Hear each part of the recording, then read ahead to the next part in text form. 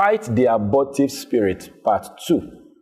This is still on our ongoing series on finishing strong.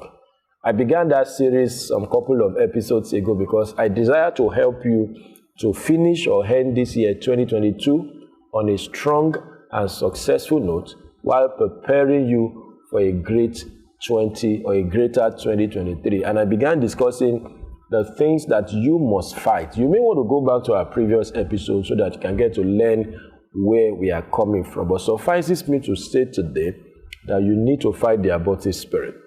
I said you need to fight discouragement, fight distraction, fight depression, and of course, fight the abortive spirit. I gave you some powerful stuff on fighting abortive spirit. I discovered that, or I explained that decision in this realm of fighting and finishing, a decision is very important. That is why a lot of us don't pay attention to your decision. Because God works with your decision, the devil also works with your decision or lack of decision. God works with your decision, the devil also works with your decision. If you didn't make a decision, you have already made a decision. Then human being or life generally also responds, all right, to your decision. Your body responds to your decision. All right, so in fighting abortive spirit, you must realize or understand the power of decision. And I told you that one of the decisions you have to make if you want to fight the abortive spirit is to decide never to start something that you are not willing to commit to finishing.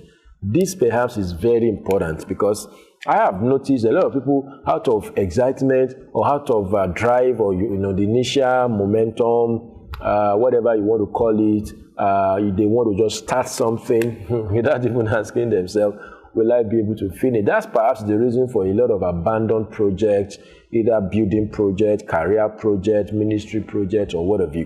So you must make a decision. Jesus told us that which of you intending to build a house or a tower will not first sit down and count the cost, whether he has sufficient to finish. He didn't say sufficient to start.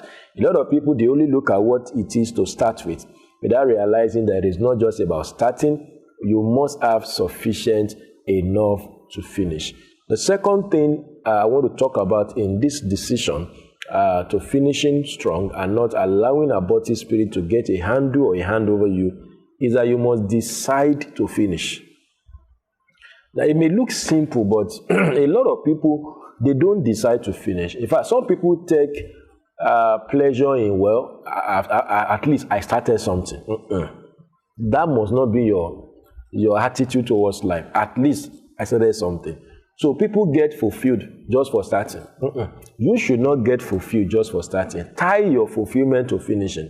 Neither am I saying you should not encourage or celebrate your little progress, but I'm saying don't rest on your horse.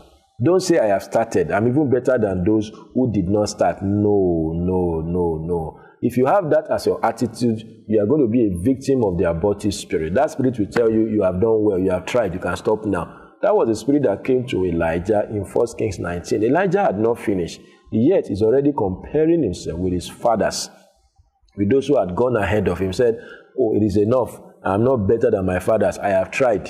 Who told you have tried? You have not yet tried, really, unless you finish what you have started. So that's the second decision you have got to make. Apart from deciding to not start what you will not finish, the decision you have to make, again, like I'm saying, like I said, is you must decide to finish. Don't tie your fulfillment to just starting. Don't believe in the lie that it is better to at least you tried, you started. Make up your mind that I am going to finish. Now, deciding to finish will mean a lot of things. It means that, number one, you are going to weather the storm. You are going to weather the storm. For example, if a sailor gets his ship or the boat into the water and it gets into the middle of the sea and storms arise, all right, it will be wrong for that sailor to say, well, this is the end. No, they are going to weather the storm. For most sailors, they have learned to weather storms. Just like pilots, so sometimes you get to the middle, you get to mid-air or the highest height in your flight, and the weather becomes so bad, you don't abandon the flight on the sky or in the sky. If you do that, you are dead already. So just the way a pilot will fight for survival, will fight to finish because it's up there in the sky, and the sailor will also fight for survival, fight to finish because it's down there in the middle of the sea. Anyone that must finish strong must also decide to weather the storm. I said, number one, decide never to start what you will not finish. Number two, decide to finish. Tie your fulfillment to finishing, not to start. Number three, decide to weather the storm. That would mean that, number one, expect storms. Okay? Expect storms. Now, that doesn't mean you are negative. It only means that you are planned. You are prepared. Expect storms. In fact, I don't know too much of aviation, but I believe that part of the lessons or training that they will give pilots is what you should do when you encounter turbulence. It's just a good way to train them. You can't just say, don't worry, this is the way the plane will be going. What if the weather just changes? Because sometimes the map reading that they did, all right, or the weather forecast they did or they do before the plane takes off may really not be what we carry them to the end of the flight. There are times that they get to the middle of the road, they get up there in the sky, and the stuff just changes.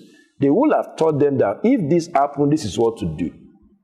So pilots are taught to expect storms and turbulence.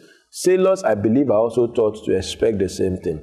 But a lot of us are not taught to expect storms. Because we normally think that, oh, God forbid. Yes, it's good to say God forbid, but what if it happens? If you check the scriptures very well, I guess in Isaiah, God was telling us that when you pass through fire, I will be with you. When you pass through the waters. And I've taught over and over again that the emphasis in that word is when. It didn't say if. When. When means that you would have to pass through fire so that you can shine brighter. You have to pass through water so you can come out tested and trusted. But he said, I will be with you. So meaning that when the Bible said, when God said, when you pass through fire, it means that you should expect some fire. When you pass through waters, expect some water. So one way to decide, all right, to weather the storm is to expect the storm. Or let me put it this way, plan for the storm. All right, ask yourself that, okay, what if this happened? All right, like they say in training and development, they talk about scenario planning, all right, or you paint some scenarios. What if this happens? Even soldiers, they paint scenarios. What if the enemy comes with ammunition that is stronger or more powerful than ours? What will our response be? Even in the game of sports, soccer, for instance, I know good coaches will be able to plan, what if this game enters penalty? That's why you see some team, they get on penalty kick and they begin to lose the ball. They begin to play it over the bar. Maybe they didn't prepare for penalty. But good coaches, even if you are playing the lowest of teams, all right, underdogs, you still have to prepare. In case these people, they defend to the point that we play 0-0 till the end of the match. Because don't just assume that you get there and you just start scoring. What if the goals are not coming? What if it enters extra time? What if it enters penalty? What are you going to do? So you should preempt the storm. You should plan for the storm and you should prepare for the storm. Preempt means to expect it, all right? Then to plan for it means to map out strategies on how you are going to combat the storm in case it shows up. Then, of course, prepare. Give yourself the training and preparation needed to handle the storm. So you must decide to weather the storm. The truth of the matter is there are storms that will come, especially when you're about navigating to greatness. You're right. Between where you are and where you are going, sometimes are going to be storms. All right. In Jesus' ministry, there were storms, but he said, peace be still. He wasn't perturbed, even though his disciples were perturbed. He wasn't perturbed. He just spoke to the storm and said, peace be still.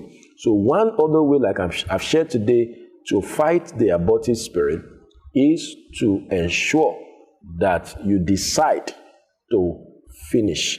And you decide to finish by deciding to weather the storm. You decide to weather the storm by preempting the storm or expecting the storm, by planning for the storm and by preparing for the storm and making up your mind that come what may, I'm going to give going on and on. Then maybe I will add before I shut down that you also need to leverage the storm. The storm is actually supposed to be a leverage, not a stopper.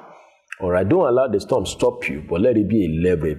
Maybe at the next episode, I will teach you how to leverage storm to finishing well and strong. My name is Demola Awoyele, and this is Leaders Arise. Thank you for being a part of today's broadcast. I want you to catch up with me at the next episode where we're going to learn more on finishing strong. In case you have questions, comments, or feedback, kindly send them to me across our platform being displayed on your screen. Then, of course, share this video to as many of your contacts as possible. Subscribe to our page, channel if you're on YouTube, like our page, follow our page if you're on Facebook, and of course, recommend this video broadcast to your friends and loved ones. I look forward to meeting with you at the next episode. Bye for now.